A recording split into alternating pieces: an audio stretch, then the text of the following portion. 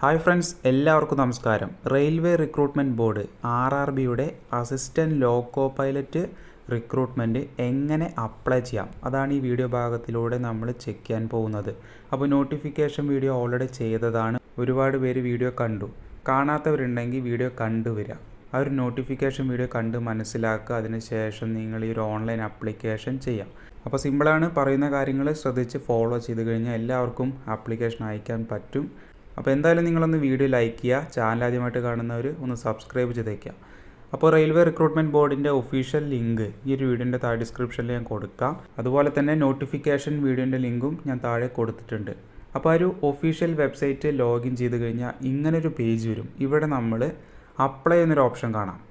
ഈ ഒരു അപ്ലൈ എന്ന ഓപ്ഷൻ ക്ലിക്ക് ചെയ്യുക. അതിനുശേഷം ക്രിയേറ്റ് എൻ അക്കൗണ്ട്, ആദ്യമായിട്ട് അക്കൗണ്ട് ഉണ്ടാക്കുന്നവർ ക്രിയേറ്റ് എൻ അക്കൗണ്ട് കൊടുക്കുക. ഓൾറെഡി അക്കൗണ്ട് ഉണ്ടാക്കിയവർ ഓൾറെഡി ഹാവ് എൻ അക്കൗണ്ട് കൊടുക്കുക. അതായത് നമ്മളിപ്പോൾ വൺ ടൈം രജിസ്ട്രേഷനാണ് ചെയ്യാൻ പോകുന്നത്. അപ്പോൾ ഓൾറെഡി രജിസ്റ്റർ ചെയ്തവരാണെങ്കിൽ ഓൾറെഡി ഞാൻ അക്കൗണ്ട് കൊടുത്താൽ മതി. അപ്പോൾ ഞാൻ ക്രിയേറ്റ് എൻ അക്കൗണ്ടാണ് കൊടുക്കാൻ പോകുന്നത്. അപ്പോൾ അത് കൊടുത്തപ്പോൾ ഒരു ഇൻസ്ട്രക്ഷൻ വായിക്കാനുള്ള കാര്യങ്ങളാണ് വന്നത്. ഇത് താഴേക്ക് സ്ക്രോൾ ചെയ്യുക. ഏറ്റവും താഴേക്ക് സ്ക്രോൾ ചെയ്ത് കഴിഞ്ഞാൽ ഐ ഹാവ് ഡൗൺലോഡ് ഡീറ്റെയിൽഡ് ഈ ഒരു ബോക്സാണ് നിങ്ങൾ സെലക്ട് ചെയ്യുക. അതിന് ശേഷം പ്രൊസീഡ് കൊടുക്കുക. സോ അടുത്ത പേജ്, ഇവിടെ ഫസ്റ്റ് ഓപ്ഷൻ നിങ്ങൾ ആർ യു കറൻ്റ്ലി ഡീബാർ ചെയ്തിട്ടുണ്ടോ എന്നാണ് ചോദിക്കുന്നത്. നോ കൊടുത്താൽ മതി. ആരും എസ് കൊടുക്കരുത്, നോ കൊടുക്കുക. പിന്നെ സെക്കൻഡ് ഓപ്ഷനും നോ കൊടുത്താൽ മതി. സർജറി ചെയ്തിട്ടുണ്ടോ എന്നാണ് ചോദിക്കുന്നത്. അവിടെ നിങ്ങൾ നോ കൊടുക്കുക. അപ്പോൾ ഫസ്റ്റ് ഓപ്ഷനും നോ, സെക്കൻഡ് ഓപ്ഷനും നോ. മൂന്നാമത്തെ ഓപ്ഷൻ ഡിസബിലിറ്റി ഉണ്ടോ, അതും നിങ്ങൾ നോ കൊടുക്കുക. ഇനി ഒരു പക്ഷേ നിങ്ങൾ സെക്കൻഡ് ഓപ്ഷൻ സർജറി ചെയ്തിട്ടുണ്ടോ എന്ന് ചോദിക്കുന്നത് എസ് കൊടുത്തു കഴിഞ്ഞാൽ നിങ്ങൾക്ക് ഇത് അപ്ലൈ ചെയ്യാൻ പറ്റില്ല. ഈ ഒരു ഓപ്ഷൻ നിങ്ങൾ നോ കൊടുക്കുക. അതേപോലെ തന്നെ PH കാറ്റഗറി ആണോ, എസ് കൊടുത്തു കഴിഞ്ഞാൽ അവിടെ നിങ്ങൾക്ക് അപ്ലൈ ചെയ്യാൻ പറ്റില്ല. അപ്പോൾ രണ്ടും നോ കൊടുത്താൽ മതി. ഇതുള്ളവരാണെങ്കിൽ നിങ്ങൾക്ക് ഇത് അപ്ലൈ ചെയ്യാൻ പറ്റില്ല എന്ന് ശ്രദ്ധിക്കുക. പിന്നെ കൺട്രി നമുക്കറിയാം, നമ്മൾ ഇന്ത്യൻ ആണ്. ഇത് ഇന്ത്യൻ സെലക്ട് ചെയ്യുക. അതായത് ഈ ഒരു കൺട്രി ഇന്ത്യൻ സെലക്ട് ചെയ്യുക. പിന്നെ വരുന്നത് പേഴ്സണൽ ഇൻഫർമേഷൻ, നിങ്ങളുടെ പേര് ഇവിടെ തെറ്റാതെ 10ാം ക്ലാസ് സർട്ടിഫിക്കറ്റ് പ്രകാരം അടിക്കുക. അതിനുശേഷം നിങ്ങളത് റീടൈപ്പ് ചെയ്ത് കൊടുക്കുക. പിന്നെ പേര് ചേഞ്ച് ചെയ്തിട്ടുണ്ടോ, അത് നോ കൊടുക്കുക. പേര് ചേഞ്ച് ചെയ്തിട്ടുണ്ടെങ്കിൽ എസ് കൊടുക്കുക. അതിനുശേഷം നിങ്ങളുടെ പുതിയ പേര് എന്താണോ അത് കറക്റ്റായിട്ട് അവിടെ ടൈപ്പ് ചെയ്ത് കൊടുക്കുക. അപ്പോൾ ഞാൻ പേര് മാറ്റാത്തത് കൊണ്ട് നോ ആണ് കൊടുക്കുന്നത്. ശേഷം നിങ്ങളുടെ ഡേറ്റ് ഓഫ് ബർത്ത് സെലക്ട് ചെയ്ത് കൊടുക്കണം. ഈ ഒരു കലണ്ടർ ഭാഗം സെലക്ട് ചെയ്യുക. അതിനുശേഷം നിങ്ങളുടെ ഡേറ്റ് ഓഫ് ബർത്ത് തെറ്റാതെ അടിച്ചു കൊടുക്കുക. അതിനുശേഷം അത് റീടൈപ്പ് ഇവിടെ ചെയ്ത് കൊടുക്കുക. പിന്നെ നിങ്ങളുടെ ജെൻഡർ മെയിലാണോ ഫീമെയിലാണോ അത് കൊടുക്കുക. അത് റീടൈപ്പ് ചെയ്ത് കൊടുക്കുക, റീസെലക്ട്. എല്ലാം നിങ്ങൾ കൺഫേം ചെയ്യാൻ വേണ്ടിയിട്ടാണ് റീടൈപ്പ് എന്ന ഓപ്ഷൻ വന്നിട്ടുള്ളത്. പിന്നെ നിങ്ങളുടെ അച്ഛൻ്റെ പേര് ഇവിടെ എഴുതി കൊടുക്കുക. അച്ഛൻ്റെ പേര് കൺഫേം ചെയ്ത് കൊടുക്കുക. അമ്മയുടെ പേര് എഴുതുക. അമ്മയുടെ പേരും കൺഫേം ചെയ്യുക. അതിനുശേഷം നിങ്ങളുടെ ആധാർ വെരിഫിക്കേഷനാണ് വരുന്നത്. നമ്മുടെ പേഴ്സണൽ ഡീറ്റെയിൽസ് കഴിഞ്ഞു. ഇനി ആധാർ വെരിഫിക്കേഷനാണ്. നിങ്ങളുടെ ആധാർ നമ്പർ ഇവിടെ ടൈപ്പ് ചെയ്യുക. അത് വെരിഫൈ യൂസിങ് ആധാർ എന്ന ഓപ്ഷൻ അടിച്ചു കൊടുക്കുക. ആധാർ നമ്പർ തെറ്റരുത്, വെരിഫൈ യൂസിങ് ആധാർ കൊടുക്കുക. ഇനി ആധാർ ഇല്ലാത്തവരാണെങ്കിൽ, ഒരു പക്ഷേ ആധാർ കാർഡ് ഇല്ലാത്തവരാണെങ്കിൽ നിങ്ങൾക്ക് I do not have Aadhaar card എന്ന ഓപ്ഷൻ സെലക്ട് ചെയ്തിട്ട് നിങ്ങളുടെ പാൻ കാർഡോ ലൈസൻസോ അങ്ങനെ എന്തെങ്കിലും സെലക്ട് ചെയ്ത് അതിൻ്റെ ഇഷ്യൂയിങ് ഡേറ്റും മറ്റു കാര്യങ്ങളും ചോദിക്കും. അത് കറക്റ്റായിട്ട് കൊടുക്കണം. ആധാർ കാർഡാണ് ഏറ്റവും സിമ്പിൾ. ആധാർ കാർഡ് ഇല്ലാത്തവർ, ഒരു പക്ഷേ ആധാർ കാർഡ് ഇല്ലാത്തവർ മാത്രം I do not have Aadhaar card കൊടുത്താൽ മതി. അപ്പോൾ ആധാർ കാർഡാണ് സിമ്പിൾ. വെരിഫൈ യൂസിങ് ആധാർ കൊടുക്കുക. അതിനുശേഷം കോൺടാക്റ്റ് ഡീറ്റെയിൽസ് ആണ് ചോദിക്കുന്നത്. നമ്മുടെ ഇമെയിൽ ID, വാലിഡ് ആയിട്ടുള്ള ഇമെയിൽ IDയും വാലിഡ് ആയിട്ടുള്ള മൊബൈൽ നമ്പറും ഇവിടെ ടൈപ്പ് ചെയ്ത് കൊടുക്കണം. ഇമെയിൽ ID മൊബൈൽ നമ്പറും കൊടുക്കുമ്പോൾ അതിലേക്ക് OTP പോകും. അപ്പോൾ നമ്മുടെ ആക്റ്റീവായിട്ടുള്ള നമ്പറും ഇമെയിൽ ID ആവണം. അപ്പോൾ അതിന് ശേഷം മൊബൈൽ നമ്പർ ഇമെയിൽ ID അടിച്ചതിന് ശേഷം ആദ്യം ഇമെയിൽ IDയുടെ OTP ജനറേറ്റ് ചെയ്ത് കൊടുക്കുക. പിന്നെ മൊബൈൽ നമ്പറിൻ്റെ OTP ജനറേറ്റ് ചെയ്ത് കൊടുക്കുക. അപ്പോൾ നമ്മുടെ ഇമെയിൽ IDയിലേക്കും മൊബൈൽ നമ്പറിലേക്കും 2 OTPകൾ വന്നിട്ടുണ്ടാവും. രണ്ടിലേക്കും OTP വന്നിട്ടുണ്ടാവും. ആ ഒരു OTP ആണ് ഈ ഒരു കോളത്തിൽ ടൈപ്പ് ചെയ്ത് കൊടുക്കേണ്ടത്. ഇമെയിൽ IDയിലേക്ക് വന്നത് ഫസ്റ്റും, സെക്കൻഡ് നമ്മുടെ മൊബൈൽ നമ്പറിലേക്ക് വന്ന OTPയും ടൈപ്പ് ചെയ്ത് കൊടുക്കുക. അതിന് ശേഷം നിങ്ങൾ ഒരു പാസ്വേഡ് ക്രിയേറ്റ് ചെയ്യണം. പാസ്വേഡിൽ ഒരു ക്യാപിറ്റൽ ലെറ്റർ, ഒരു സ്മോൾ ലെറ്റർ, പിന്നെ സ്പെഷ്യൽ ക്യാരക്ടർ ***, അതാണ് സ്പെഷ്യൽ ക്യാരക്ടർ. പിന്നെ ഒരു നമ്പറും വേണം. ഇപ്പോൾ ഉദാഹരണത്തിന് നിങ്ങളുടെ പേര് വിഷ്ണു എന്നാണെങ്കിൽ വിഷ്ണു @123 ആ ഒരു ലെവലിൽ നിങ്ങൾ ടൈപ്പ് ചെയ്ത് പാസ്വേഡ് ക്രിയേറ്റ് ചെയ്യുന്നതായിരിക്കും ബെറ്റർ. അപ്പോൾ പാസ്വേഡ് ഇവിടെ നമ്മൾ അടിച്ചു. അതിനുശേഷം കൺഫേം പാസ്വേഡ് അത് കൺഫേം ചെയ്ത് കൊടുക്കുക. അതിനുശേഷം ഇവിടെ കാണുന്ന ക്യാപ്ച, നിങ്ങളുടെ ഫോണിൽ വ്യത്യസ്തമായ ക്യാപ്ച ആയിരിക്കും. ആ ഒരു ക്യാപ്ച ഇവിടെ ടൈപ്പ് ചെയ്ത് കൊടുത്ത് പ്രിവ്യൂ ആൻഡ് ക്രിയേറ്റ് അക്കൗണ്ട് കൊടുക്കുക. അപ്പോൾ പ്രിവ്യൂ കൊടുത്തപ്പോൾ നമ്മുടെ ഡീറ്റെയിൽസ് എല്ലാം വന്നിട്ടുണ്ട്. അതിനുശേഷം ഈ ഒരു ബോക്സ് നിങ്ങൾ ടിക്ക് ചെയ്ത് കൊടുത്ത് നെക്സ്റ്റ് കൊടുക്കുക. അതിനുശേഷം ക്രിയേറ്റ് ആൻ അക്കൗണ്ട് കൊടുക്കുക. എല്ലാം ഓക്കെ ആയി കഴിഞ്ഞാൽ നിങ്ങൾ ക്രിയേറ്റ് ആൻ അക്കൗണ്ട് കൊടുക്കുക. അതിനുശേഷം ഇങ്ങനൊരു പേജ് വരും. അവിടെ നിങ്ങൾ ക്രിയേറ്റ് ഓപ്ഷൻ ക്ലിക്ക് ചെയ്ത് കൊടുത്താൽ മതി. അപ്പോൾ നമ്മുടെ വൺ ടൈം രജിസ്ട്രേഷൻ സക്സസ് ആയിട്ടുണ്ട്. അതിനുശേഷം നിങ്ങൾ നേരത്തെ കൊടുത്ത മൊബൈൽ നമ്പറോ അല്ലെങ്കിൽ ഇമെയിൽ ഐ ഡിയോ ഏതെങ്കിലും ഒന്ന് മതി. അത് ഇവിടെ ടൈപ്പ് ചെയ്ത് കൊടുക്കുക. അതിനുശേഷം നിങ്ങൾ നേരത്തെ സെറ്റ് ചെയ്ത പാസ്വേഡ് ഇവിടെ ടൈപ്പ് ചെയ്യുക. അതിനുശേഷം ഇവിടെ കാണുന്ന ക്യാപ്ച ഇവിടെ ടൈപ്പ് ചെയ്ത് ലോഗിൻ കൊടുക്കുക. അപ്പോൾ ലോഗിൻ ആയിട്ടുണ്ട്. ഇവിടെ കാണാൻ നമുക്ക് 13 റീജിയണൽ ഇന്ത്യൻ ലാംഗ്വേജിൽ എക്സാം എഴുതാൻ പറ്റും. അതിൽ മലയാളവും വന്നിട്ടുണ്ട്. ഇവിടെ കാണാൻ മലയാളം വന്നിട്ടുണ്ട്. നമുക്ക് മലയാളത്തിൽ എക്സാം എഴുതാൻ പറ്റും. അപ്പോൾ ഈ ഒരു ഇൻസ്ട്രക്ഷൻ വായിക്കണമെങ്കിൽ വായിക്കുക, അല്ലെങ്കിൽ ഓൺലൈൻ അപ്ലിക്കേഷൻ എന്ന ഓപ്ഷൻ നിങ്ങൾ ക്ലിക്ക് ചെയ്ത് കൊടുക്കുക. അപ്പോൾ നെക്സ്റ്റ് പേജ് ഇതാണ് വരെ. ഇവിടെ നമ്മൾ ഈ ഒരു ഭാഗം സെലക്ട് ചെയ്ത് കൊടുക്കണം. അതിനുശേഷം നമ്മൾ ഏത് RRB ആണോ നിങ്ങൾ അപ്ലൈ ചെയ്യാൻ ഉദ്ദേശിക്കുന്നത്, നമ്മൾ തിരുവനന്തപുരം സെലക്ട് ചെയ്യുക. കേരളത്തിൽ തിരുവനന്തപുരമാണ് വേക്കൻസികൾ വന്നിട്ടുള്ളത്. അപ്പോൾ തിരുവനന്തപുരം സെലക്ട് ചെയ്ത് നിങ്ങൾ നെക്സ്റ്റ് കൊടുക്കുക. അതിനുശേഷം നിങ്ങൾ ഈ 2 ബോക്സും സെലക്ട് ചെയ്തിട്ട് നെക്സ്റ്റ് കൊടുക്കുക. ശേഷം ഇങ്ങനെ ഒരു പേജ് വന്നിട്ടുണ്ട്. Account is verified with Aadhaar card.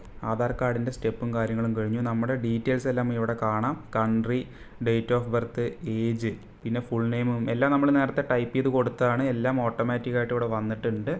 അതിനുശേഷം അടുത്തത് നമ്മൾ മെർഷ്യൽ സ്റ്റാറ്റസ്, മാരീഡ് ആണോ അൺമാരീഡ് ആണോ അത് കൊടുക്കുക. അൺമാരീഡ് കൊടുക്കുക. അതിനുശേഷം റിലീജിയൻ, നിങ്ങളുടെ റിലീജിയൻ സെലക്ട് ചെയ്യുക. ഹിന്ദു, മുസ്ലിം അത് സെലക്ട് ചെയ്യുക കറക്റ്റായിട്ട്. പിന്നെ നിങ്ങളുടെ language, exam language Malayalam option വന്നിട്ടുണ്ട്. മലയാളം സെലക്ട് ചെയ്യുക. ഇനി ഇംഗ്ലീഷ് മതിയെങ്കിൽ ഇംഗ്ലീഷ് സെലക്ട് ചെയ്താലും മതി.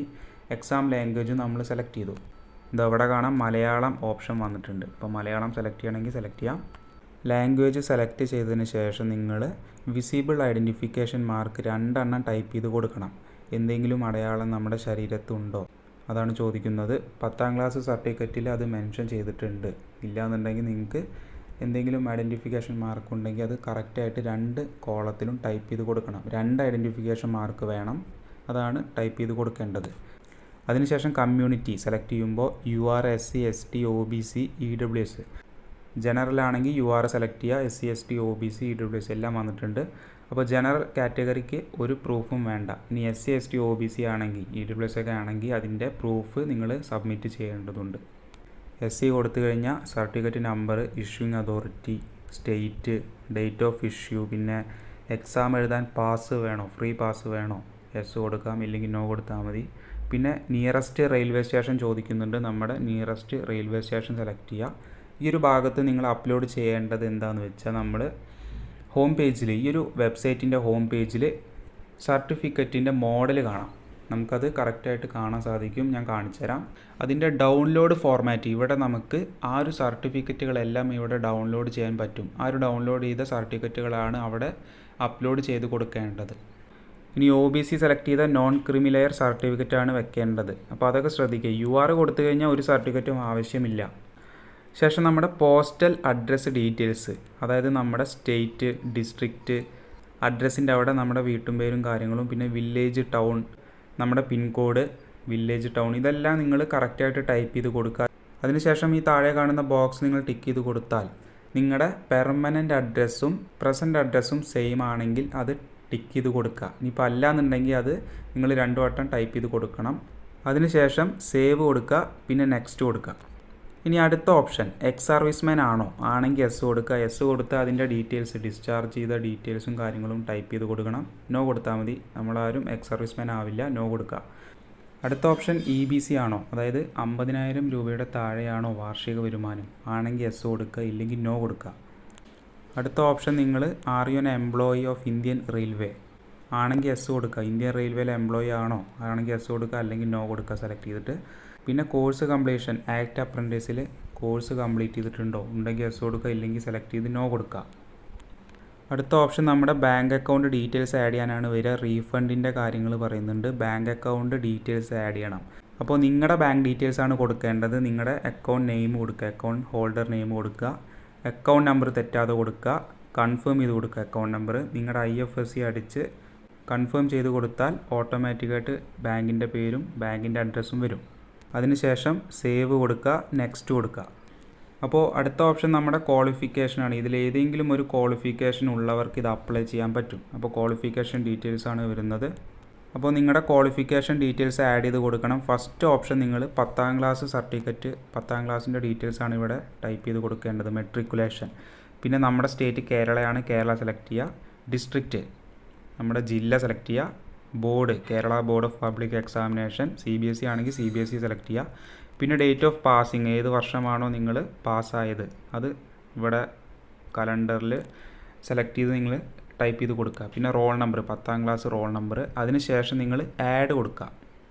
അപ്പോൾ ആഡ് കൊടുത്താൽ നെക്സ്റ്റ് ക്വാളിഫിക്കേഷൻ ആഡ് ചെയ്യാനുള്ള ഓപ്ഷനാണ്. അതായത് 10ാം ക്ലാസ്സിൻ്റെ കൂടെ നിങ്ങൾക്ക് ഡിപ്ലോമ, ITI, എഞ്ചിനീയറിംഗ് ഡിഗ്രി അങ്ങനെ എന്തെങ്കിലും വേണം. അത് സെലക്ട് ചെയ്യുമ്പോൾ അപ്പോൾ അത് സെലക്ട് ചെയ്യണം. ഈ ഒരു ഭാഗം സെലക്ട് ചെയ്യുക.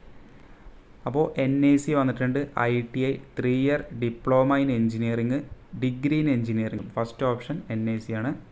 അപ്പോൾ NIC സെലക്ട് ചെയ്യുമ്പോൾ ഇത്രയും ട്രേഡുകൾ വന്നിട്ടുണ്ട്. ഇതിലേതെങ്കിലും ഒരു ട്രേഡ് ഉള്ളവർക്ക് ഇത് അപ്ലൈ ചെയ്യാം. പിന്നെ ട്രേഡ് സെലക്ട് ചെയ്ത് സ്റ്റേറ്റ് സെലക്ട് ചെയ്യുക, ഡിസ്ട്രിക്റ്റ് സെലക്ട് ചെയ്യുക, നെയിം ഓഫ് ഇൻസ്റ്റിറ്റ്യൂട്ട് സെലക്ട് ചെയ്യുക. നെയിം ഓഫ് ഇൻസ്റ്റിറ്റ്യൂട്ട് നിങ്ങൾ ഏത് ഇൻസ്റ്റിറ്റ്യൂട്ടിലാണോ പഠിച്ചത് അത് ടൈപ്പ് ചെയ്ത് കൊടുക്കുക. പിന്നെ ഡേറ്റ് ഓഫ് പാസിങ് നിങ്ങൾ സെലക്ട് ചെയ്യുക. അപ്പോൾ NCVT ആണോ SCVT ആണോ അതും സെലക്ട് ചെയ്യുക. സർട്ടിഫിക്കറ്റ് ടൈപ്പ് നിങ്ങൾ സെലക്ട് ചെയ്യുക. ഇനി നിങ്ങൾ ITI ആണ് സെലക്ട് ചെയ്തതെങ്കിൽ ITI ക്വാളിഫിക്കേഷൻ വെച്ച് ഇത്രയും ട്രേഡ് ഉള്ളവർക്ക് അപ്ലൈ ചെയ്യാൻ പറ്റും. അതേപോലെ നേരത്തെ പറഞ്ഞ പോലെ തന്നെ ഡിസ്ട്രിക്റ്റ്, നെയിം ഓഫ് ഇൻസ്റ്റിറ്റ്യൂട്ടൊക്കെ സെലക്ട് ചെയ്യുക. ഡേറ്റ് ഓഫ് പാസിങ്ങും എല്ലാം നിങ്ങൾ കറക്റ്റായിട്ട് ടൈപ്പ് ചെയ്ത് കൊടുക്കുക. ഇനിയിപ്പോൾ qualification 3 year diploma in engineering ആണെങ്കിൽ ഓട്ടോമൊബൈൽ, ഇലക്ട്രിക്കൽ, ഇലക്ട്രോണിക്സ്, മെക്കാനിക്കൽ തുടങ്ങിയ ഡിസിപ്ലിൻ ഉള്ളവർക്ക് അപ്ലൈ ചെയ്യാം. ഇനി ഡിഗ്രി ഇൻ എഞ്ചിനീയറിംഗ് ആണെങ്കിൽ automobile, electrical, electronics, mechanical, engineering ഉള്ളവർക്ക് ഇത് അപ്ലൈ ചെയ്യാൻ പറ്റും. അപ്പോൾ നിങ്ങളുടെ ക്വാളിഫിക്കേഷൻ എന്താണോ അത് കറക്റ്റായിട്ട് ഇവിടെ ടൈപ്പ് ചെയ്ത് എല്ലാ ഡീറ്റെയിൽസും കറക്റ്റായതിന് ശേഷം നിങ്ങൾ നെക്സ്റ്റ് കൊടുക്കുക. അപ്പോൾ അടുത്ത പേജ് നമ്മുടെ ഫോട്ടോയും സിഗ്നേച്ചറും ആഡ് ചെയ്യാനുള്ള ഓപ്ഷനാണ്. ഫോട്ടോ ഇവിടെ ബ്രൗസ് ചെയ്യുക. ബ്രൗസ് ചെയ്തതിന് ശേഷം നിങ്ങളുടെ ഗാലറിയിൽ സേവ് ചെയ്ത ഫോട്ടോയാണ് ഇവിടെ ചെയ്ത് കൊടുക്കേണ്ടത്. 30 KB മുതൽ 70 KB വരെയുള്ള ഫോട്ടോ മാത്രമേ അലോ ചെയ്യുള്ളൂ. അതുപോലെ തന്നെ സിഗ്നേച്ചർ 30 KB മുതൽ 70 KB വരെയുള്ള സിഗ്നേച്ചറും അലോ ചെയ്യും. സിഗ്നേച്ചറും ഇവിടെ ബ്രൗസ് ചെയ്തിട്ട് നിങ്ങൾ ഡയറക്റ്റ് അപ്ലോഡ് ചെയ്ത് കൊടുക്കുക. ഫോട്ടോ സൈനൊക്കെ റീസൈസ് ചെയ്യാനുള്ള ആപ്പ് പ്ലേ സ്റ്റോറിൽ കിട്ടും. അപ്പോൾ അത് ഡൗൺലോഡ് ചെയ്യുക. നിങ്ങൾ ഫോട്ടോൻ്റെയും സിഗ്നേച്ചറിൻ്റെയും സൈസ് 30 KB മുതൽ 70 KB വരെ ആക്കുക. അപ്പോൾ ഫോട്ടോൻ്റെ ഡെമോ എങ്ങനെയാണ്? ഇത്തരത്തിലുള്ള ഫോട്ടോ മാത്രമേ അലോ ചെയ്യുള്ളൂ. ഇതുപോലത്തെ ഫോട്ടോ മാത്രമേ അലോ ചെയ്യുള്ളൂ. കണ്ണട വെച്ചതോ അല്ലെങ്കിൽ ക്ലോസപ്പ് ആയിട്ടുള്ള ഫോട്ടോസൊന്നും അലോ ചെയ്യില്ല. അപ്പോൾ ഇതാണ് ശരിയായിട്ടുള്ള മോഡൽ. ഇനിയിപ്പോൾ സിഗ്നേച്ചറിൻ്റെ കേസാണെങ്കിൽ നമുക്ക് വെള്ള പേപ്പറിൽ ബ്ലാക്ക്, ബ്ലൂ ഈ 2 മഷി കൊണ്ട് മാത്രമേ സൈൻ ചെയ്യാൻ പറ്റുള്ളൂ. അതാണ് നിങ്ങളിവിടെ അപ്ലോഡ് ചെയ്ത് കൊടുക്കേണ്ടത്. അപ്പോൾ ആ സേവ് ചെയ്ത ഫോട്ടോയും സിഗ്നേച്ചറും ബ്രൗസ് ചെയ്ത് കൊടുത്ത് അപ്ലോഡ് ചെയ്ത് കൊടുക്കുക. അതിന് ശേഷം അപ്ലോഡ് ആൻഡ് സേവ് കൊടുക്കുക. എന്നിട്ട് നെക്സ്റ്റ് കൊടുക്കുക. അപ്പോൾ അടുത്ത ഓപ്ഷൻ നമ്മൾ എക്സാം ട്രേഡ് സെലക്ട് ചെയ്യാനുള്ള ഓപ്ഷനാണ് വരിക. സെലക്ട് ചെയ്യുമ്പോൾ ഇലക്ട്രീഷ്യൻ സെലക്ട് ചെയ്യുകയാണ്. ഞാൻ ട്രേഡ് അതാണ് കൊടുത്തത്. ഇലക്ട്രീഷ്യൻ സെലക്ട് ചെയ്തു. അതിനുശേഷം നിങ്ങൾ ഈ 3 ബോക്സും ടിക്ക് ചെയ്ത് കൊടുക്കുക. അതിനുശേഷം നിങ്ങൾ പ്ലേസ്, നിങ്ങളുടെ സ്ഥലം ടൈപ്പ് ചെയ്ത് കൊടുക്കുക. എന്നിട്ട് പ്രിവ്യൂ ആപ്ലിക്കേഷൻ കൊടുക്കണം. അപ്പോൾ പ്രിവ്യൂ ഡീറ്റെയിൽസ് കൊടുത്തപ്പോൾ നമ്മുടെ ഡീറ്റെയിൽസ് എല്ലാം വന്നിട്ടുണ്ട്. ഇതെല്ലാം നമ്മൾ കറക്റ്റ് ആണെന്ന് ഉറപ്പ് വരുത്തുക. കറക്റ്റ് ആണെങ്കിൽ ഈ ഒരു ഓപ്ഷൻ, ഈ ഒരു ബോക്സ് നിങ്ങൾ സെലക്ട് ചെയ്ത് സബ്മിറ്റ് കൊടുക്കുക. ഇനി ഇവിടെ എഡിറ്റ് ചെയ്യാനുള്ള ഓപ്ഷൻ ഉണ്ട്. എന്തെങ്കിലും തിരുത്തണമെങ്കിൽ ഇപ്പോൾ തിരുത്തുക, എഡിറ്റ് ചെയ്ത് തിരുത്തുക. ഇനി അതൊന്നുമല്ല, നിങ്ങൾക്ക് എല്ലാം ഓക്കെ ആയി കഴിഞ്ഞാൽ നിങ്ങൾ ഈ ബോക്സ് സെലക്ട് ചെയ്ത് സബ്മിറ്റ് കൊടുക്കുക. അതിനുശേഷം ഇവിടെയും സബ്മിറ്റ് കൊടുക്കുക. കറക്ഷൻസ് ചെയ്യാൻ സാധിക്കില്ല. ഈ ഒരു സബ്മിറ്റ് കൊടുത്താൽ നിങ്ങൾക്ക് ഒന്നും ചെയ്യാൻ സാധിക്കില്ല. അപ്പോൾ ക്യാൻസൽ കൊടുത്തു കഴിഞ്ഞാൽ നമുക്ക് എഡിറ്റ് ചെയ്യാൻ പറ്റും. അതല്ല, എല്ലാം ഓക്കെ ആയി കഴിഞ്ഞാൽ നിങ്ങൾ സബ്മിറ്റ് ചെയ്ത് കൊടുക്കുക. അപ്പോൾ നെക്സ്റ്റ് ഓപ്ഷൻ നമ്മുടെ ഫീസ് ആഡ് ചെയ്യാനുള്ള ഓപ്ഷനാണ്. നമ്മുടെ ഫീസ് കറക്റ്റായിട്ട് ഇവിടെ പേ നൗ കൊടുത്തിട്ട് ആഡ് ചെയ്ത് കൊടുക്കണം. Debit card, credit card, internet banking, UPI, NEFT, SBI branch payment. UPI ആയിരിക്കും ഒന്നുകൂടെ ബെറ്റർ ആയിരിക്കുക. UPI ID കൊടുത്ത് നിങ്ങൾ പേ നൗ കൊടുത്തു കഴിഞ്ഞാൽ നിങ്ങളുടെ പേയ്മെൻറ്റ് സക്സസ്ഫുൾ ആവും. അപ്പോൾ ഇത്രയേ ഉള്ളൂ. ഇങ്ങനെയാണ് ഈ ഒരു recruitment ALP assistant loco pilot നിങ്ങൾ അപ്ലൈ ചെയ്യേണ്ടത്. ഈ പറഞ്ഞ സ്റ്റെപ്സ് എല്ലാം നിങ്ങൾ ഫോളോ ചെയ്ത് കഴിഞ്ഞാൽ നിങ്ങളുടെ ആപ്ലിക്കേഷൻ സക്സസ് ആവും. ശ്രദ്ധിച്ച് ചെയ്യുക. എന്തെങ്കിലും ഡൗട്ട് വന്നാൽ താഴെ കമൻ്റായിട്ട് പറയാം. അപ്പോൾ വീഡിയോ പരമാവധി നിങ്ങളുടെ സുഹൃത്തുക്കളിലേക്ക് ഇപ്പം തന്നെ ഫോർവേഡ് ചെയ്ത് കൊടുക്കുക. ലാസ്റ്റ് ഡേറ്റ് February 19 ആണ്. അതിന് മുന്നേ നിങ്ങൾ അപ്ലൈ ചെയ്യണം. അപ്പോൾ എല്ലാവരും അപ്ലൈ ചെയ്യുക, പഠിച്ചു തുടങ്ങുക. അപ്പോൾ എന്തായാലും നമുക്ക് അടുത്തൊരു വീഡിയോ കാണാം. ബൈ.